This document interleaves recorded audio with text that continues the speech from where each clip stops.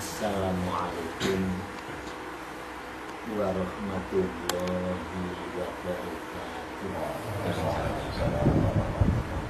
Bismillahirrahmanirrahim. Alhamdulillahilladzi huwal ahad al-wahidus somadu yahdil rasyad alladzi lam yalid wa lam yulad wa lam yakul lahu kufuwan ahad. Allahumma ya alim ya azim, sholli ala sayyidina Muhammadin bil qadril azim wa ala alihi wa sahbihi wa barik wa sallim wa hdina wa binas siratal mustaqim. Amma ba'du. Hadratal mukarramin, Bapak hadirin yang saya muliakan dan saya hormati, wabil khusus Bapak Ibu Sohibul Bait, Bapak Cahyo yang saya muliakan. Pada kesempatan ini mari kita sama-sama memanjatkan puja-puji syukur kehadirat Allah Subhanahu wa Ta'ala di qauli alhamdulillahirabbil alamin. Kita masih diberi kesempatan untuk menggali ilmu. Semoga kesempatan ini benar-benar diberi hidayah oleh Allah Subhanahu wa Ta'ala. Kedua kalinya, semoga sanjungan sholawat dan salam senantiasa terlimpah ruah dan keharibaan junjungan kita, pemimpin kita, pemberi syafaat kita, beliau Nabi besar Muhammad sallallahu alaihi wasallam, dan semoga salam ikraman wa ta'ziman juga diberikan kepada para kekasih Allah min awalihim ila akhirihim, khususan hadratul fi hadzal zaman wa a'wanihi wasyadil awliya ilahi radhiyallahu ta'ala. Hadirin yang saya muliakan, memang kehidupan ini merupakan suatu skenario. Tanpa ada skenario dari sang sutradara, tidak akan pernah terjadi kehidupan ini. Nah, kita ini sebagai lakon-lakonnya kehidupan yang memiliki peran tersendiri.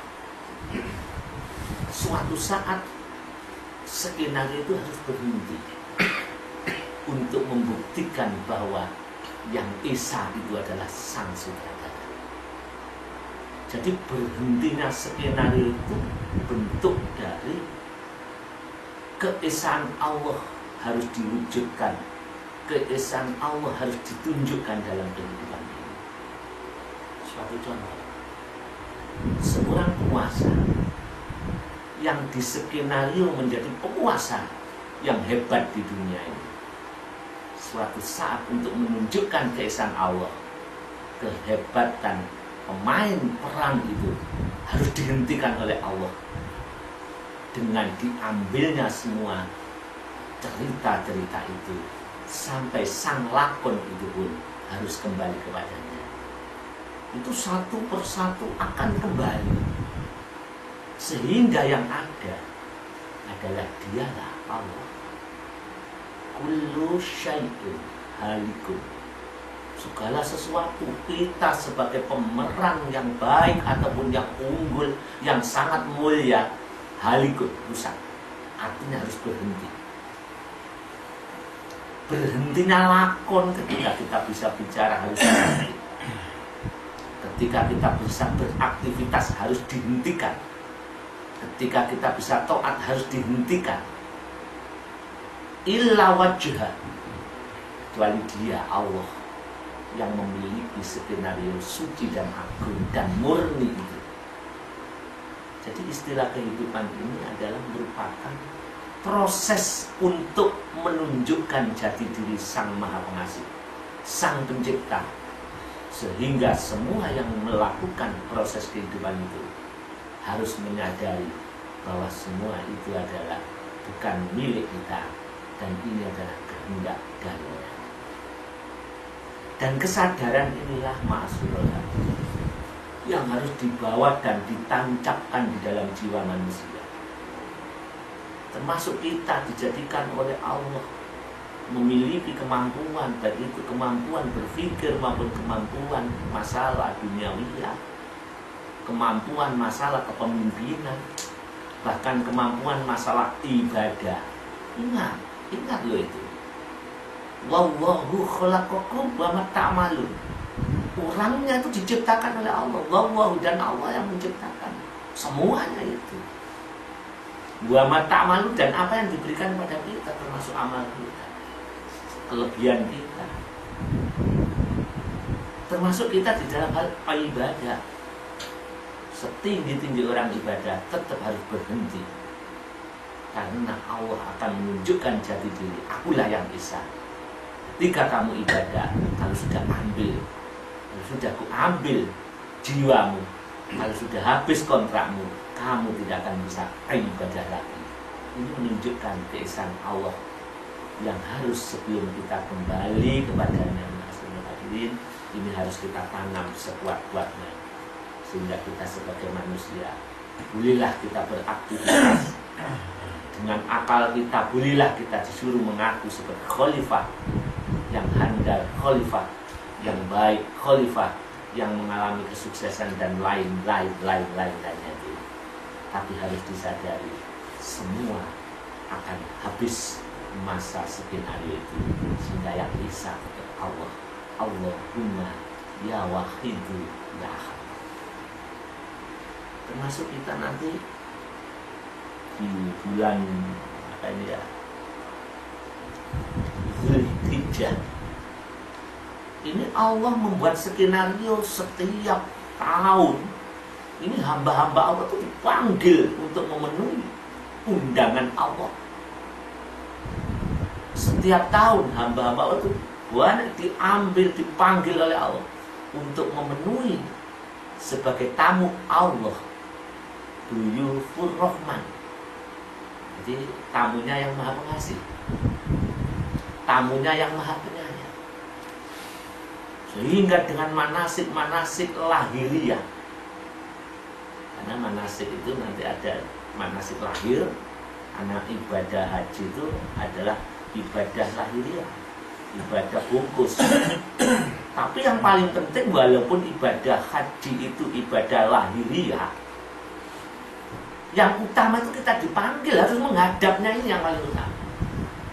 Ini yang memang di akhir-akhir ini ya kita sendiri, saya sendiri, walaupun saya sudah pernah haji, sangat minim dengan keadaan yang semestinya kita datang ke Masjidil Haram, ke Haramain, Haram itu Mekah dan Madinah. Ini sudah jadi tamu Allah. Bukan tamunya lahirnya, tapi batinnya yang lebih-lebih. Karena adalah duyufullah, tamunya Allah. Oleh karena itulah persiapan kita suatu saat kalau kita dipanggil oleh Allah untuk memenuhi panggilan yang labbaik Allahumma labbaik. Ini yang paling utama selain bungkus kita sebagai ibadah lahiriah yang berat di tanah suci. Karena dengan sebutan tamu Allah, artinya kita diperkenankan sowan kepadanya harus dengan jiwa yang bersih dan harus dengan jiwa yang benar-benar suci, karena Allah tidak akan memenuhi kecuali dengan jiwa yang suci. Ingat loh, kita berhadapan dengan yang Maha Suci. Ternyata pemberian Allah untuk madhep kepada Tuhan itu itu nggak diberikan pada semua orang. Nah ternyata madhep kepada Allah itu harus lillah. Nah bagaimana kita sowan ke hadapan Allah gak lillah, tidak merasa lillah, tidak ada pengeterapan lillah, lillahi ta'ala wa ma umiru illa liya'budullaha mukhlishina lahud-din.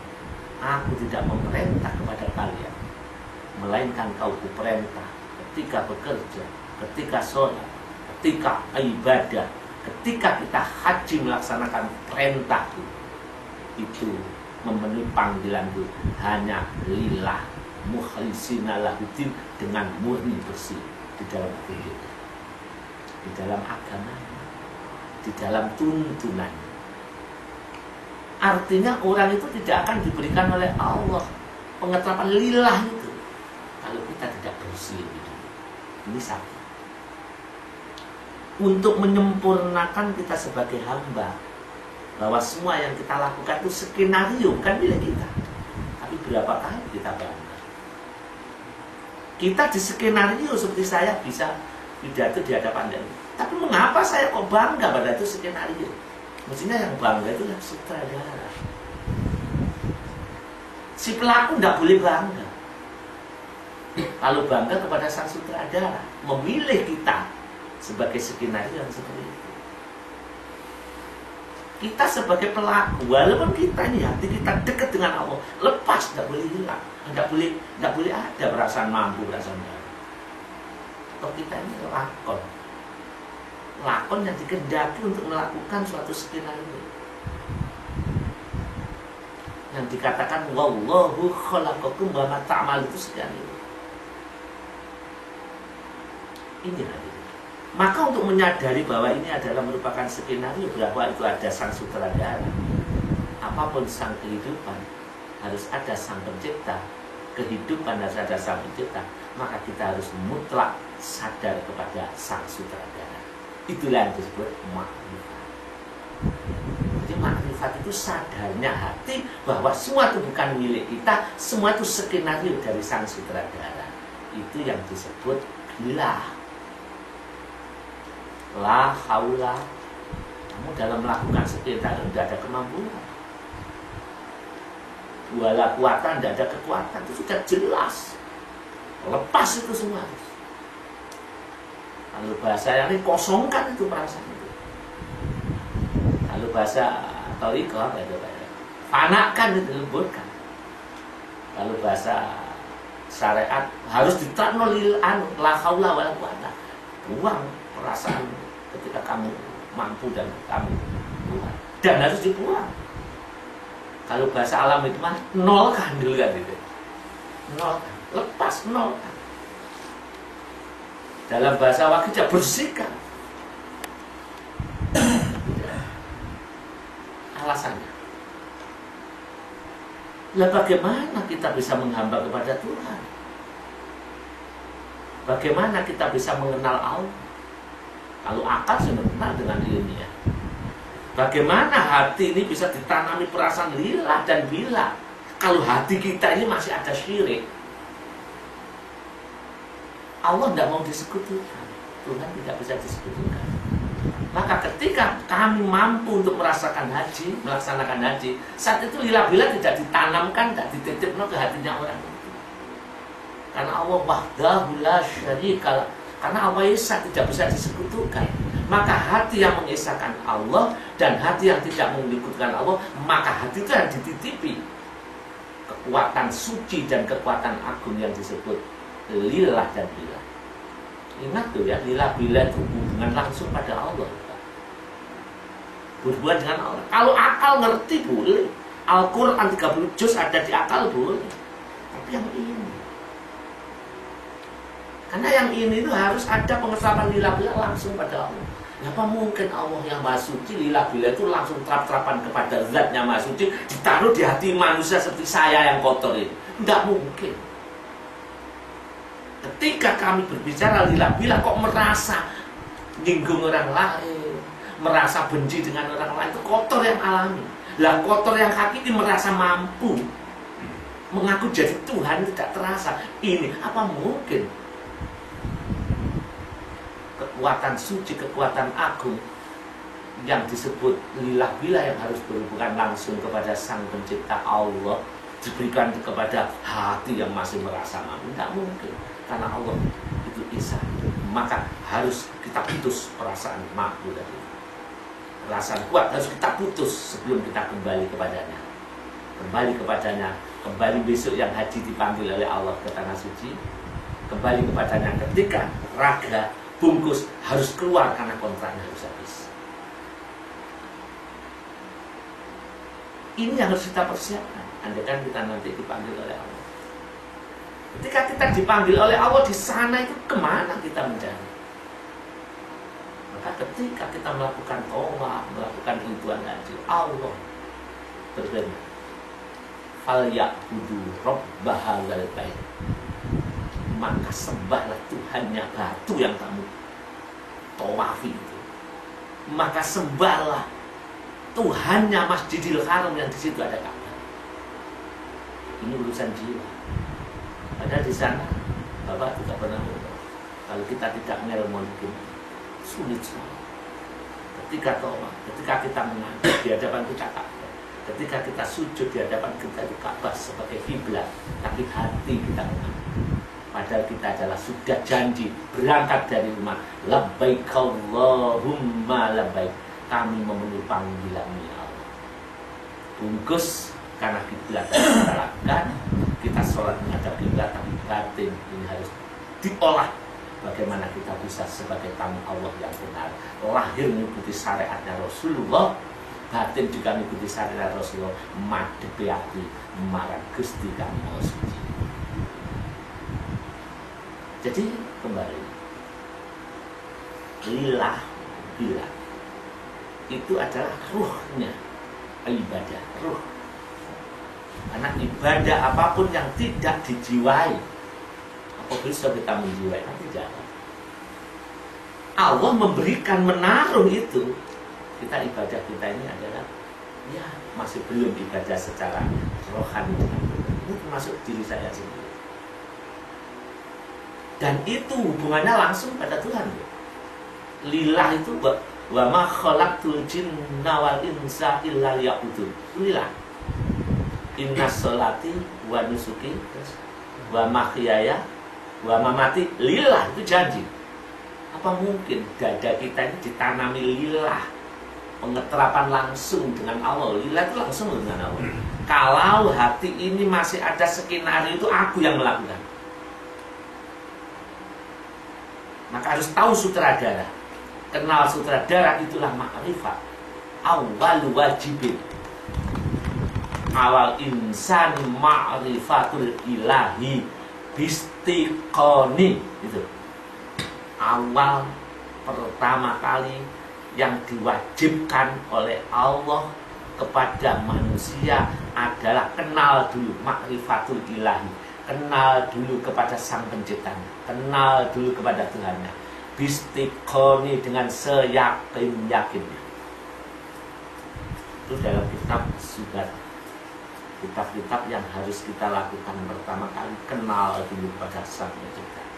Karena mustahil saya akan bisa haji dengan benar, kita sholat dengan benar, kalau tidak kenal dengan Sang Pencipta yang harus kita sembah itu. Karena ilah liya'budun, hanya dialah, kecuali dia yang harus kita sembah. Karena kita diciptakan hanya mengabdi kepadanya. Ilah liya'budun. Nah, fenomena kehidupan ini terutama kita ini sering lupa, bahkan lengah. Padahal usia kita semakin hari, ya maaf ya, ini semakin habis di jalan kita hidup. Padahal nanti pada ujungnya yang sering kita katakan dulu harus diakhiri dengan sakaratul maut. Dan sakaratul maut itu harus menang. Kalau panjenengan pernah melihat pengalaman mati 2 kali yang ada di alam hikmah, insya Allah itu benar. Walaupun orang lain menganggap itu iblis, itu jin, saya tidak peduli, memang itu resiko saya nyampaikan itu ya. Jadi kalau ada itu apakah bukan jin? Allahu a'lam. Yang penting kami dituntun. Ternyata ketika kita harus menghadap kepada Allah, lepas,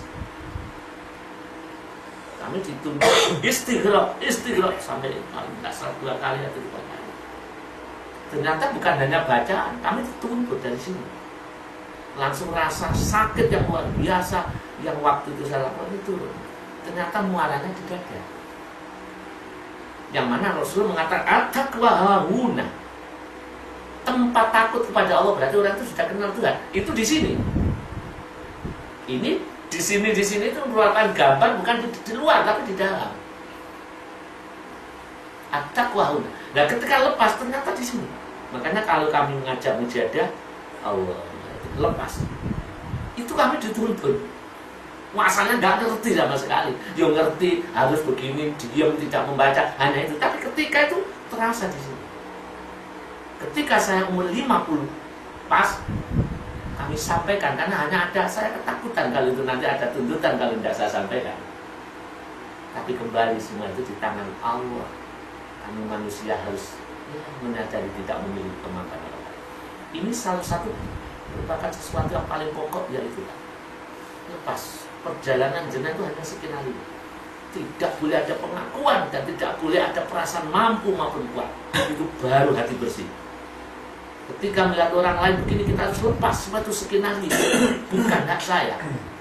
Ketika kami panjenengan ada pencaci maki, itu skenario Tuhan, bukan hak saya untuk membalas. Pasrahkan, bersihkan hati. Lillah bilakan ditanam oleh Allah dengan secara otomatis. Ketika wadai roh yang ada di raga dengan perasaan-perasaan itu memang bersih.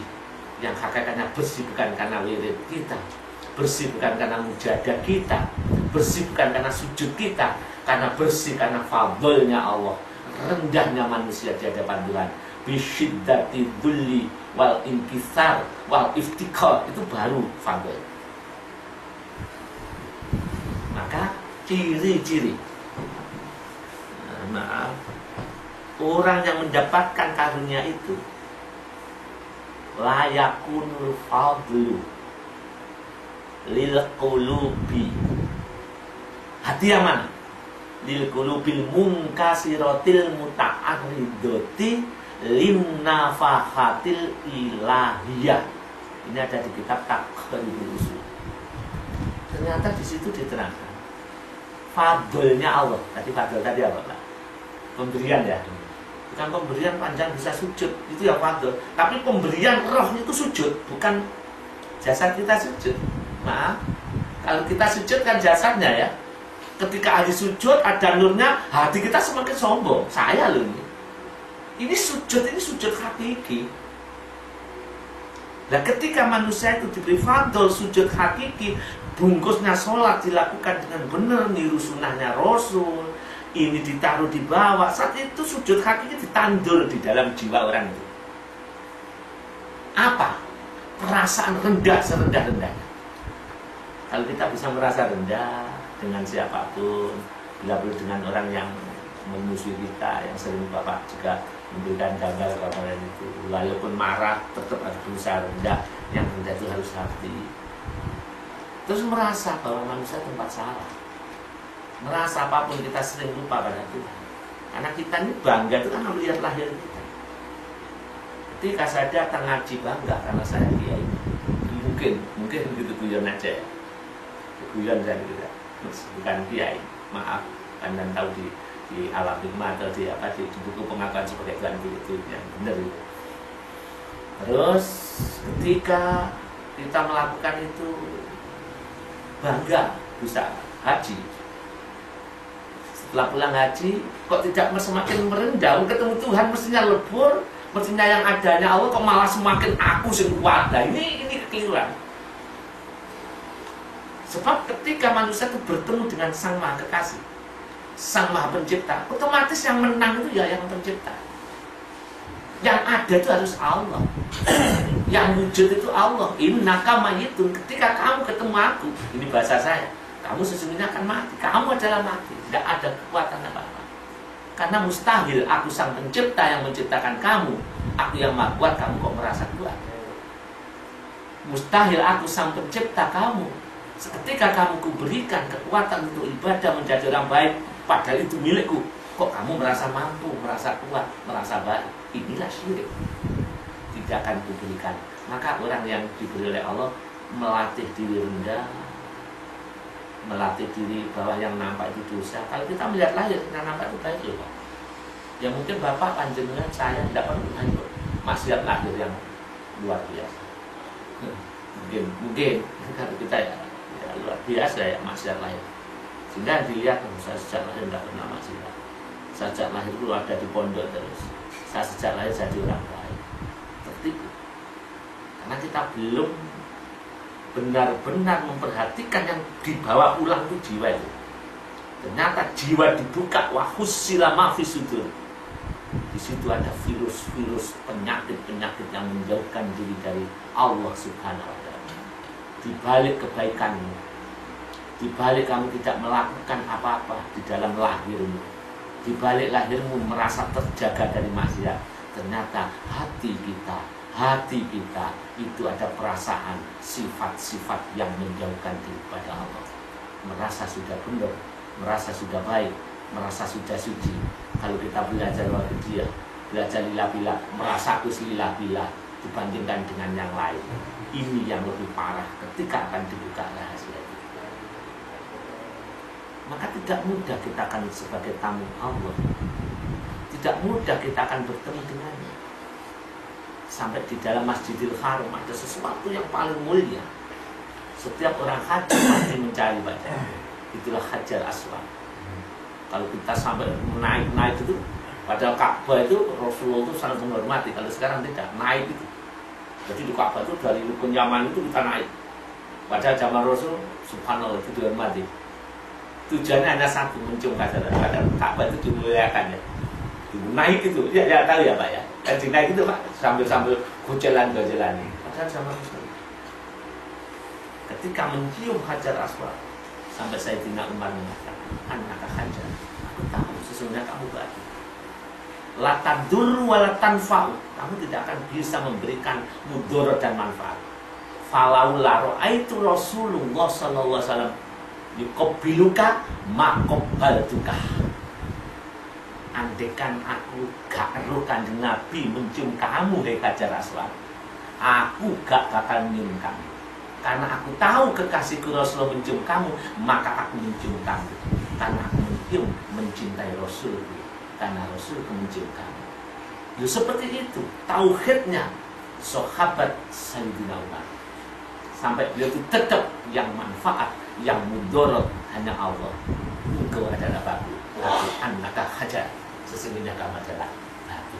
La tadurru wa la tanfa'u, kamu batu yang tidak punya mudarat dan tidak punya manfaat, karena semua itu adalah di tangan Tuhan. Sampai seperti itu. Bahkan suatu saat Rasulullah Shallallahu Alaihi Wasallam itu mengatakan, ketika manusia agak sakit bisa juga baca ya, jadi ketika manusia melaksanakan ibadah apa saja, khususnya ketika haji ya. Terus orang mau berangkat haji, perasaannya ya Allah, saya bertemu Allah di sana, saya tamunya Allah, tidak pantas. Itu sudah harus diawali di sini. Karena wurudul imdad bihasabil istidad. Pertolongan Allah seorang hamba yang akan melaksanakan ibadah haji, di sana ditemui oleh Allah, di sana dirahmati oleh Allah, itu tergantung bihasabil istidad, tergantung persiapan ketika mau berangkat. Kalau mau berangkat yang diperhatikan itu hanya apa? Hanya lahiriahnya, sanggup apa, di sana bagaimana, dikasih pil apa itu Pak Jaya itu, dikasih pil sehat, tapi rohaninya tidak diberi injeksi kesehatan. Pertolongan Allah itu tergantung dari persiapannya. Kalau panjenengan dengan obat-obatan mungkin sehat di sana, tapi bungkusnya, tapi batin tidak akan sehat. Karena semakin timbul penyakit-penyakit takabur yang luar biasa ketika sepulang daripada haji. Padahal lillah tadi hubungan langsung dengan Allah ya. Diberikan pada siapa? Ya hati yang bersih. Tidak mungkin Allah menaruh sesuatu yang paling sakral, paling suci, hubungan langsung kepada Allah ditaruh pada hati seperti saya yang kotor. Apalagi sudah pernah haji, malah ngentil haji ini. Tidak mungkin, harus lepas, harus kosong, harus difanakan, harus dibersihkan. Kalau alam hikmah harus dinolkan. Kalau bicara alam hikmah ya gitu. Sampai Rasul mengatakan ini, man hajjalillah, ini yang pertama. Siapa yang haji, ketika dipanggil oleh Allah di sana dikaruniakan pengetapan lillah. Lillah tadi pandangan saya tidak merasa apa-apa, semuanya untuk Allah. Walaupun di Masjidil Haram itu ada makom mustajabah, saya datang ke makom yang diterima oleh Allah mustajabah, tapi hatiku tetap lillah. Saya masuk ke Masjidil Haram memperbanyak sholat, karena satu rakaat sholat di Masjidil Haram itu 100.000 rakaat. Bayangkan, satu rakaat Pak. Kalau kita sholat isya 4 rakaat berarti 400.000 rakaat. Itu kalau sekali. Tapi orang yang lillah, hatinya tetap, karena aku tamunya Allah. Aku tamunya Gusti Allah. Pandangannya hanya satu, tujuan Allah. Man hajjalillah, hajinya seperti itu. Dia membawa perasaan tetap aku hamba. Masuk Masjidil Haram merasa tidak pantas. Masuk ke dalam makom mustajabah merasa tidak pantas. Itu dijaga. Kerendahan hatinya, perasaan dosanya. Dosa walaupun dosa lahir kita tidak pernah melakukan misalkan. Tapi dosa batin saya selalu minum, saya merasa baik, saya takabur, saya itu ingat-ingat terus. Ditancapkan jadi. Man hajjalillah. Yang nomor 2, falam yarfus. Terus jaga omongan. Karena ketika orang itu merasa rendah, dia tidak akan bisa menjaga omongan. Walaupun kita di sana itu ada orang-orang yang orangnya berbau karena mungkin itu berjalan jauh. Ketika kita tahu ya Allah semakin rendah, apalagi kita pakai ikhram loh, hati-hati. Karena pakai ikhram itu banyak larangan. Tidak boleh beromong kotor. Pakai ikhram. Tidak boleh sampai menjabut ini. Tidak boleh motong kuku. Tidak boleh membunuh binatang-binatang itu. Bahkan tidak boleh pakai wangi-wangi. Kadang-kadang kita lupa Pak. Turun dari maaf ya, dari King Abdul Aziz. Nanti Bapak King Abdul Aziz. Terus langsung pakai ikhram. Entah apa di Pasawat, di Lam itu, atau di, kalau saya biasanya di King Abdul Aziz. Ya, sikarkan dulu, mandi pakai sabun tidak apa-apa. Karena larangan ikhram tidak boleh pakai wangi-wangian. Jadi langsung kita pakaian. Tapi lupa ketika saya panjenengan ada di maktab, makan dulu biasanya. Setelah makan ambil sikat pakai odol yang harum gitu. Tidak boleh. Kadang-kadang wah aku payah itu aku tak raup pakai sabun, padahal pakai sabun wangi. Tidak boleh. Itu hal-hal yang sepele yang kita tidak pernah berhati-hati. Ketika pakai ikhram, haji kita lillah, umrah kita lillah, falam yakfus, dan tidak berkata kotor. Walam yafsuk, dan tidak fasek. Menjaga, karena perasaan rendah tadi yang menjadi power manusia tidak berkata kotor, manusia tidak fasek menyalahkan orang lain. Ketika kena sikut membalas nikut, itu karena ada kekuatan power yang ditanam oleh Allah. Seorang hamba menduduki makom hambanya. Seorang hamba yang menduduki makom hambanya, dia tetap merasa rendah di hadapan Tuhannya. Apalagi pakai ikhram, itu berarti sudah melepaskan semuanya. Perasaan rendah harus ditanam. Walaupun kita misalkan ulama besar, wali sekalian, justru semakin dekat kepada Allah semakin merasa rendah. Apa kata Rasul? Roja'ah kayaumin waladat ummuh. Maka orang itu kembali dari haji, pasti Allah memberikan karunia. Dia seperti keluar dari gua rahim ibunya. Artinya bagaikan orang yang baru lahir, suci. Semua dosa, semua permasalahan diambil oleh Allah karena dia tamunya Allah. Allah wajib menghormati tamunya. Permasalahan kita ini tamu yang baik apa tamu yang tidak.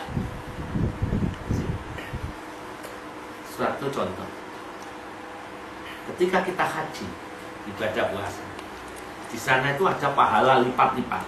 Saya gambarkan ini pahala ya. Di sana ya seperti 1 rakaat 100.000. Di sana ada ampunan, mulai suci, bersih, pasti bener.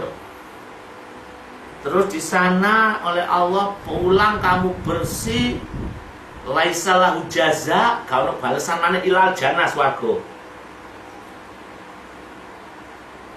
Ketika kamu jadi tamuku, semua tempat di sana mustajabah karena tamuku, bukan tempatnya yang membuat kamu terkabul, tapi aku yang memiliki tempat. Ini harus disadari. Jika kita lari-lari ke Masjidil Haram dekat kejadian itu tujuannya apa? Kamu Allah, madhep kepada Allah, pasti Allah menjagai. Kalau kamu madhep kepada batu, menghadap inilah yang perlu kita perhatikan. Sudah ya? Logika. Surga, haji yang mabrur, pahala berlipat-lipat, doa dikabulkan. Doa apa yang mesti dikabulkan? Termasuk di Arafah. Terus termasuk di sini pahala tempat dikabulkan, semua akan dijabai kasih sayang ampunan. Saya tak tanya, sebetulnya itu miliknya siapa sih? Gimana? Miliknya yang kita sembah, yang memanggil kita, miliknya Gusti Allah. Kalau jenengan tanya, Bapak apa suka dengan pemberian Allah berupa surga? Saya suka, jujur, saya suka. Dan saya harus mencari pemberian Allah ini. Apakah kamu, misalkan Bapak diberi pahala ampunan, pulang bersih dari dosa? Iya, saya minta itu, saya ambil nanti. Suka saya. Apakah suka nanti di Masjidil Haram dia balas 100.000 rakaat dari masjid di Surabaya ini? Iya. Ini milik siapa? Maka ketika panjenengan menginginkan surganya, menginginkan ampunan pahalanya, menginginkan semua doa-doa diijabahi, berarti panjenengan satu-satunya syarat harus tahu sang pemilik itu dan harus madhep kepada sang pemilik.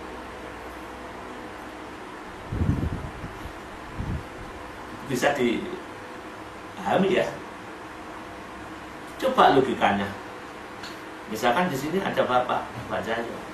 Saya punya ini, siapa yang datang kepada saya beri. Ternyata saya datang, saya mengikuti. Bapak di belakang saya. Terus ada yang datang, Pak Hati datang menghadap dengan perasaan butuh rendah. Mana yang diberi? Sing bingung apa yang butuh? Yang mengenal kepada sang pemberinya, mengenal si pemberi, apa yang gak kenal harus si pemberi.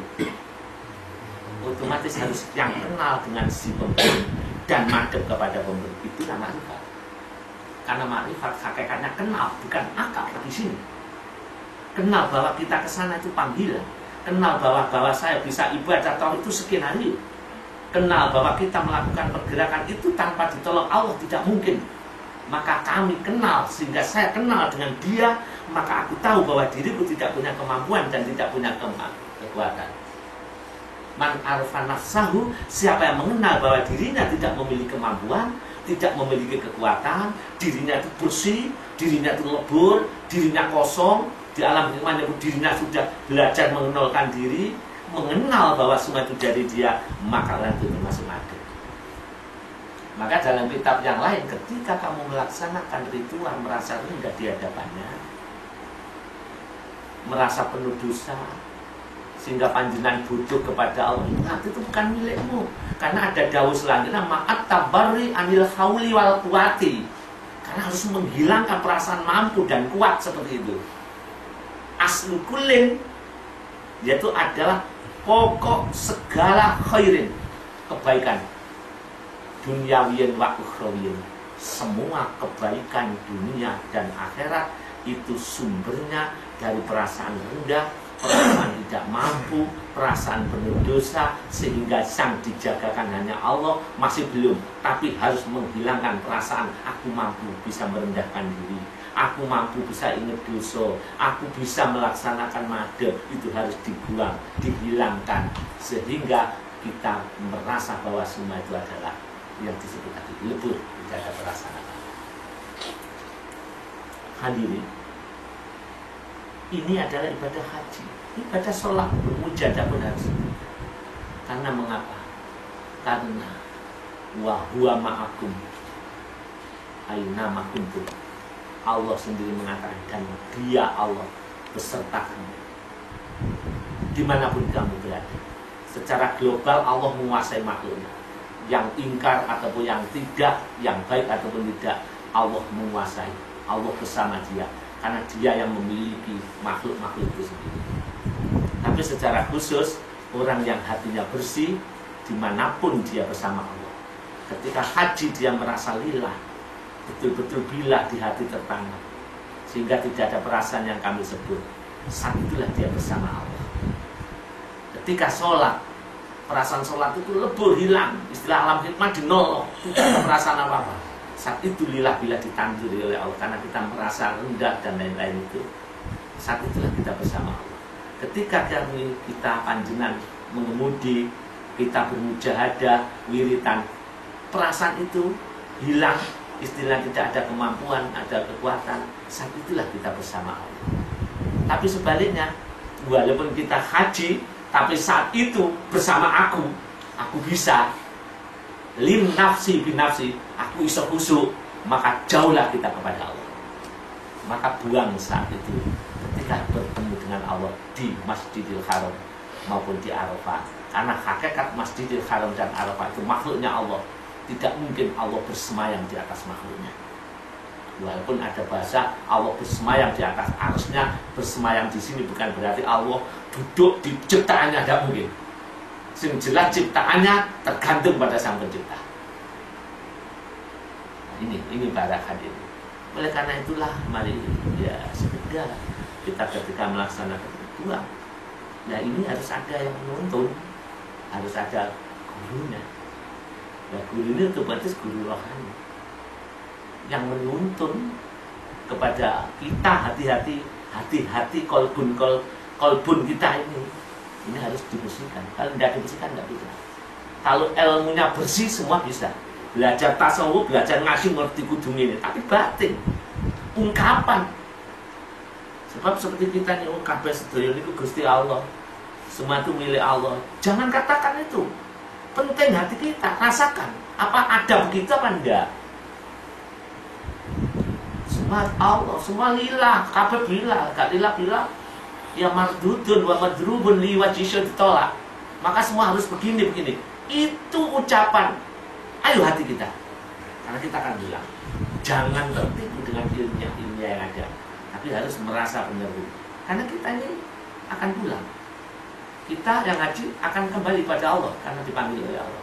Di sana ujiannya banyak. Karena makhluk akan menguasai kita. Masjidil Haram, doa, semua itu nanti menguasai kita. Hati kita harus dikuasai oleh Allah, bukan dikuasai oleh doa kita. Karena doa itu hakikatnya adalah Allah menanamkan rasa rendah dengan perasaan doa. Jangan malah merasa ya lebih daripada koridor hakikat doa itu sendiri.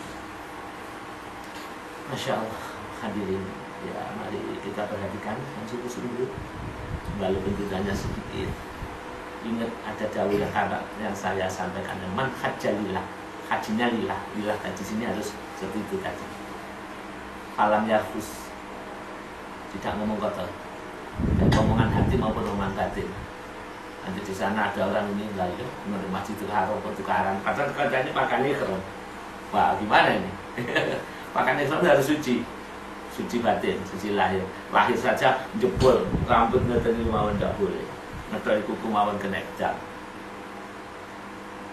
kena denda, jebol itu kena jam dan lain-lain. Sampai merangsang dengan istrinya, sampai ada hal itu pun kena dam, kenapa denda dan lain-lain. Itu saking menjaga kesucian lahir, apalagi batin ya. apalagi batin. Falam yarfus itu yang kita tidak tahu. Ada tampakan ikram ketika mojo baik Allah karena masih dikaro mungkin rombongan desek-desekan marah. Kadang tidak boleh falam yarfus ngomong sepotol tidak boleh. Apa mana walam yafsuk sepasek marah balas marah. Bahkan di dalam Al-Quran wala jidala sampai debat itu tidak boleh. Karena di sana pahamnya lain. Ada orang sholat itu bawa anak gitu. Iya. Nanti kita sholat sujud ditaruh anaknya nangis dia diginikan. Nanti kita tahu. Sholat begini langsung ada SMP din ya gini nih. Tapi untuk nggak balas tutup dikesak lagi seperti itu. Sudah ya. Jangan sampai kita jatuh menyalahkan. Nah itu opposite sudah. Saat itu nafsi-nafsi. Kita bersama dengan Allah, kita bertemu dengan Allah. Wong les ketemu gak tolak-toleh. Lek mendayo temen gak tolak-toleh. Orang tolak-toleh itu kan masih dalam perjalanan Mas Ubri. Coba jenengan kesini tadi. Di sana ono wong lho, di kono mau mobil apa, engko ono anak kecelakaan tolak-toleh. Tapi kan sudah di sini fokus. Di hadapan Allah pasti fokus.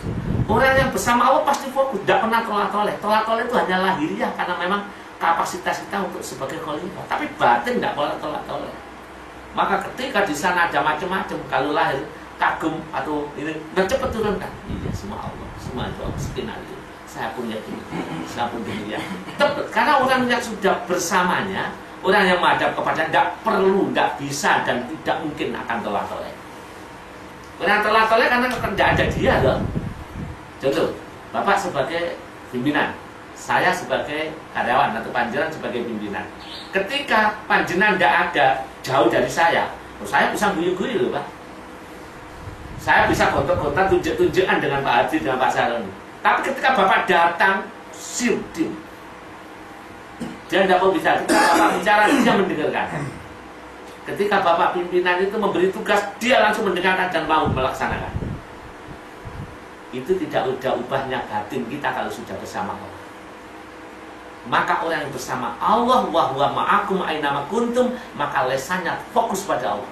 Tidak pernah menghujat orang lain, tidak melihat orang salahnya orang lain. Itu batin. Tapi lahir tetap kalau ada kesalahan tetap kita sebagai orang ada amar ma'ruf nahi munkar. Tapi batin tetap fokus pada Allah, bukan saya. Karena aku melaksanakan perintahnya. Orang yang dekat kepada Allah pasti seperti itu.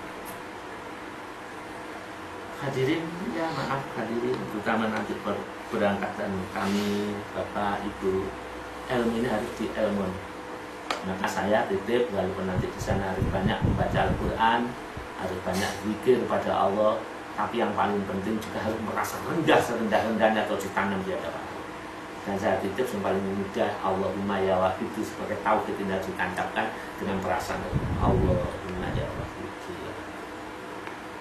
Itu dilatih. Kalau saya haji dulu, saya latih setiap di Masjidil Haram 1000 Pak. Tapi ngelatih rendah ini sih paling repot. Banyak ya pengamal dia saya dengan Allah Maya dia kan lembaran ya saya itu 9.000. Tapi karena tidak dilatih malah takabur loh. Mujadamu piro toh sampai begitu. Dan itu tembus nang ate mujadah sambil. Tapi tembus. Kalau yang fokus tidak itu hanya sebagai motivasi. Mujadamu berapa? Tapi kalau sudah mujadamu berapa, ngenyek itu berarti sudah jauh dari Tuhan. Karena jauh dari Tuhan, dia tidak akan pernah merasa apa, karena semua makhluknya itu miliknya dia. Itu batin. Maka ketika kita menjadi hamba yang pengasih penyayang, hambanya si pengasih penyayang, kita ditanduri sifat kasih sayang. Ketika ada temannya salah, dia itu mengingatkan karena sayang. Dia itu mengajak karena dia itu rela bahwa aku adalah perintahku adalah melaksanakan perintahku untuk mengingatkan kamu. Masya Allah. Ya jadi hadirin, karunia agung bila ikhlas dan karunia memudahkan diri, karunia bisa menjaga lesan, gak gampang menyalahkan orang lain, karunia ini. Tapi hati lo ya, lahir, kadang ada anak buah, salah harus ingatkan. Tapi batin lepas sudah lepas, karena merasa mereka itu tidak akan diberikan oleh Allah sesuatu yang sangat suci itu kecuali diberikan kepada orang yang dicintai. Artinya orang itu dipilih oleh Gusti Allah. Nah, orang dipilih tidak pandang bulu. Ternyata di dalam salah satu hadis orang pelacur itu dipilih oleh Allah karena selalu merasa rendah, karena selalu merasa hina di hadapan Allah, karena selalu merasa tidak mungkin aku selamat, karena aku adalah pelacur, tidak pernah ibadah, tidak pernah sholat, aku maksiat terus. Tapi hati paling dalam perasaan rendah tertanam. Kalau hal itu terjadi, sehingga timbul iman, tapi dia merasa rendah, akan terjadi faulaika yubaddilullahu sayyi'atihim hasanatin. Surat ayat 70. Maka orang yang dikarunia perasaan itu akan dirubah, diganti. Akan diganti sayyi'atihim hasanatin. Perbuatan-perbuatan yang jelek Allah akan mengganti menjadi kebaikan. Faulaika wa kana Allahu ghafurur rahim. Dan demikian itulah Allah yang Maha Pengasih, Maha Pengampun dan Maha Penyayang. Hadirin, merasa rendah itu lebih baik, merasa salah itu lebih baik daripada kita merasa sudah benar, merasa sudah tepat. Tahu-tahu Israel datang, sakaratul maut hanya sekali, ternyata kita tertipu. Apa resikonya? Celaka selama-lamanya. Tidak ada keselamatan selama-lamanya. Tapi ketika merasa rendah, merasa salah, sudah kita menggali dengan kerendahan. Ketika kita mati, ketika sakaratul maut, roh kita keluar, sehingga menemukan Tuhan Sang Penyayang, menetapkan innalillahi wa inna ilaihi raji'un. Saat itu akan diganti kesalahan kita, akan diganti menjadi suatu kebaikan oleh Allah yang kami sebut di atas. Maka saat itulah kita selamat, kita akan bahagia selama-lamanya. Bukan karena ibadah kita, bukan karena mujadah kita, bukan karena tangisan air mata kita, karena karunia Allah, karena Allah menaruh sifat hamba ada di dalam hati kita. Inilah istiqomah hakiki. Kun tolibal istiqomah, wala takun tolibal karomah.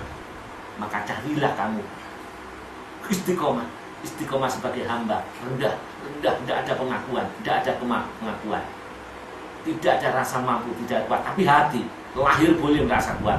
Tanpa saya tolong kamu tidak bisa boleh. Tapi jiwa kepada Allah, ketika bertemu Allah itu harus lebur semua. Ketika Allah Akbar harus lebur. Ketika Allah mayawa kita harus lebur. Jangan Allah mayawa kita tambah mongso mampu. Ini ngecek Gusti Allah nih, ngenyek Gusti Allah. Sudah ucapannya Allah yang Maha Satu, Maha Esa, semua miliknya, kok malah kita ngomong gitu ambil mongso mampu. Pada kali sowan untuk malang kerik gitu kepada Tuhan itu. Dan ini yang perlu kita perhatikan. Hadirin, ya walaupun tidak lama, semoga sekedar yang saya sampaikan ini menjadikan ya Allah memberikan hidayah kepada kita. Semoga Allah meridhoi, termasuk ilmu-ilmu yang diberikan itu ilmu yang manfaat. Apapun jiwa ini akan pulang, roh akan pulang kepadanya. Jasad yang penuh dengan aksesoris keilmuan, aksesoris, semuanya ini akan kita tinggal. Sudah banyak contoh-contoh pembesar konglomerat, semuanya ditinggal semua. Semuanya ditinggal. Orang yang sangat tampan ditinggal semuanya. Walaupun ditangisi hanya sesaat, tapi semua nanti dibuktikan di pengadilan Allah Subhanahu wa Ta'ala. Ketika kami akan kembali, ingat, iqtaraba linnasi hisabuhum wa hum fi ghaflatin mu'ridun. Itu dijauhkan. Nah, telah dekat sekali hari berhisab bagi manusia. Di mana manusia ini akan dihisab, dihitung oleh Allah, dihitung semuanya. Satu ucapan yang keluar dihitung. Satu perbuatan tangan yang kita lakukan, kaki kita ayunkan dihitung. Wahum fi ghaflatin mu'ridun. Dan mereka termasuk kita ini adalah lalai. Lupa kalau nanti kita ini akan dihitung. Dan kita lengah akan hal itu. Ya hadirin yang saya muliakan, mari kita renungkan, terutama diri kita itu harus dilatih. Kun tolibal istiqomah, maka carilah, mohonlah kepada Allah supaya diberi istiqomah sebagai hamba, terutama selalu merasa rendah, selalu merasa tidak mampu, selalu bahwa saya ini lakon yang diskenari oleh sang sutradara, sehingga tidak pernah merasa menjadi sutradara, tidak pernah merasa apa. Itu harus dilatih. Wala takun talibal karomah, dan jangan sekali-kali hidup di dunia ini yang dicari adalah kemuliaan. Kemuliaan yang ada di dibilang rohani ataupun jasadiah. Kemuliaan jasad kita memiliki segala apa-apanya, merasa mulia. Kemuliaan rohani banyak orang kagum sebagai penasehat, sebagai mungkin orang yang dicintai oleh sejuta umat. Jangan cari itu, karena itu adalah penyakit ketika kita pulang di hadapan Allah. Karena semuanya itu adalah hal-hal yang akan menggelincirkan kita di hadapan Allah, menutup keagungan Allah, sehingga yang nampak adalah kemuliaan-kemuliaan. Maka dikatakan wala takun talibal karomah, dan jangan sekali-kali kita mencari keramat, mencari karomah, keramat rohani, keramat jasad. Jangan. Kamu harus lepas semuanya itu. Tapi kalau skenario Allah mengendaki, semua ada jalan, tapi bukan tujuan. Tapi itu adalah kehendak, karena lillah melaksanakan perintah Allah. Kita tidak boleh dengan pengajian ilah yang aku tidak boleh kaya, saya tidak boleh jadilah. Bukan, jadilah orang yang kaya, jadilah orang yang pemimpin yang baik, jadilah orang yang memiliki kelebihan. Tapi ingat, itu semua harus disadari dengan kerendahan hati, karena hati harus tetap sebagai hamba. Apapun hamba, tetap itu titipan. Seperti hanya ada seseorang pedagang, ada dua hambanya, yang satu dipanggil, kamu ke sini, ini ada kuda satu, kamu isi keranjang-keranjang ini, bawa ke sana. Yang satu, ini adalah barang-barang berharga, kamu yang bawa. Ini adalah istiqomah sebagai hamba. Yang satu hanya keranjang kosong, hanya pakaian-pakaian bekas. Yang satu itu adalah pakaian bagus, berlian-berlian, permata-permata. Tetap walaupun itu memikul permata, yang satu itu memikul keranjang. Ketika berjalan, tidak boleh yang permata mengaku aku sebagai majikan, yang ini mengaku sebagai orang yang bawa. Tidak ada. Semua adalah tugas skenario dari sang sutradara. Berapa kali kita ngaku ketika kita mengangkut permata kehidupan? Berapa kali kita bangga ketika kita berkalungan, berserban dengan sutra kehidupan? Padahal semua itu adalah perintah dari sang sutradara. Berjalanlah, kun talibal istiqomah. Walaupun yang kamu pegang adalah permata-permata kehidupan, berlian-berlian kehidupan, tetap pangkatmu adalah hamba, utusan hamba, kongkon-kongkonan hamba yang diperintah. Walaupun yang memegang itu adalah keranjang kosong, tetap kamu juga hamba. Yang kosong dan yang berisi harus sebagai hamba. Jangan sampai tergiur karena melihat lahir dan isi. Maka lihatlah istiqomah sebagai hamba. Kun talibal istiqomah. Maka ini harus kita beri. Ketika bersama-sama masuk dengan pakaian ihram, manasik haji, di sana melakukan haji, tetap kamu adalah hamba Tuhan. Di sana harus menangis, bukan di sana merasa suci karena sudah dipanggil. Justru bersama Allah harus semakin merasa rendah, semakin nol, semakin kosong, semakin tidak ada pengakuan apa-apa. Ini pesan saya pada jamaah haji yang mau melaksanakan haji dimanapun berada. Tolong manasik jiwa, karena kita akan berhadapan dengan Allah. Itu panjang lakukan. Jangan sampai di sana ibadah di sana menjadi aling-aling, menjadi hijab. Bukan Tuhan yang dituju, tapi yang dituju adalah selain Allah. Ingat, kalau ini semua tadi miliknya Allah, miliknya Tuhan, maka yang dicari adalah yang memiliki dulu. Maka datanglah dengan merendah di hadapannya. Datanglah dengan merasa penuh dosa. Datanglah dengan perasaan butuh kepadanya. Dan datanglah bahwa pernah perasaan bahwa itu pun kalau tanpa ditolong oleh Allah tidak bisa, semua akan diberikan. Maka semua akan diberikan bila kita tepat sebagai tamu Allah di Masjidil Haram. Kepada saudara saya yang mendengarkan ini atau yang akan datang kalau ini sudah ada di alam rumah, tolong perhatikan, lillah billah itu harus tertanam. Tidak akan bisa tertanam kalau kita tidak seperti yang harus. Li Rasul bi Rasul, ikuti jejaknya Rasul. Apa sunnah Rasul? Kita tahu ini harus sebelah kiri, harus dilatih. Ketika ada di Hijr masuk sholat 2 rakaat mohon kepada, walaupun di hadapan kita Ka'bah, tapi hati harus kembali seperti semula. Saya pesan kepada diri saya, keluarga saya, saudara saya, panjenengan, saudara saya dan umat Islam semua yang mendengar, ya ini semoga Allah meridhoi. Kita harus istiqomah sebagai hamba. Walaupun berpakaian ihram datang ke Mekah, tetap sebagai hamba. Apapun yang kita miliki, kita gambarkan seperti dua kendaraan yang panjenengan bawa tadi. Walaupun membawa berlian, tetap kamu adalah utusan, engkau adalah perintah, tetap adalah hamba, bukan milikmu. Nah, semoga sekedar yang saya sampaikan bisa diberi hidayah oleh Allah Subhanahu wa Ta'ala. Ingat, seorang hamba harus merasa rendah, dilatih. Di balik kemewahan kita harus kita merendah. Di balik kebaikan kita harus merendah. Di balik kemampuan dan kekuatan yang diberikan oleh Allah, tetap harus merendah. Inilah istiqomah yang harus dibawa ketika kita haji, ketika kita sholat, ketika kita mujahadah, ketika kita baca selawat. Selamat, karena itulah yang akan mendapatkan fadl dari Allah Subhanahu wa Ta'ala. Semoga Allah meridhoi. Al-Fatihah.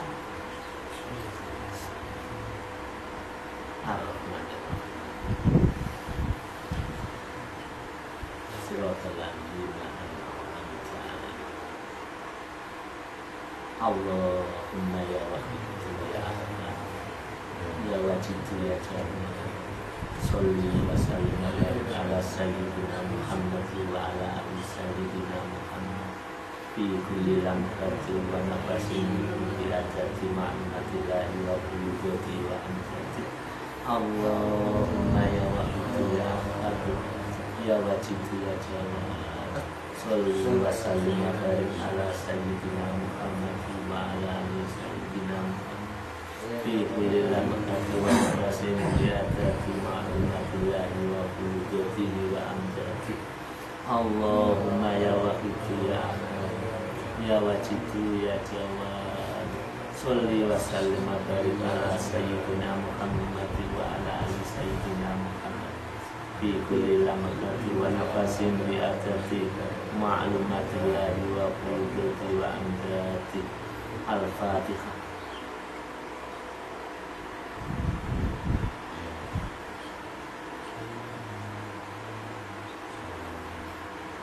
Demikian segala khilaf saya mohon maaf yang sebesar-besarnya. Semoga Allah meridhoi kita semuanya. Tolong istiqomah sebagai hamba dibawa sampai mati. Faqad dolamtu abadan warabbi. Sungguh kami manusia dolim selalu dilatih dimanapun, ketika tawaf, ketika sa'i, ketika di makom mustajabah, ketika ibadah lain, mujahadah, ataupun kita ingat pada Allah. Faqad dolamtu sebagai istiqomah batin. Sungguh kami manusia dolim selalu, penuh dosa, perlu rendah, jadikan alat untuk menghadap kepadanya. Insya Allah dengan perasaan itu kita akan mendapat karunia fadl dari Allah, pengeterapan yang kami sebut sebagai hamba lillah lirrasul birrasul, sehingga kita menjadi hamba Allah yang sempurna lahir maupun batin, karena kita memiliki kemampuan. Saya kira demikian. Wabillahi taufiq wal hidayah. Wassalamualaikum warahmatullahi wabarakatuh.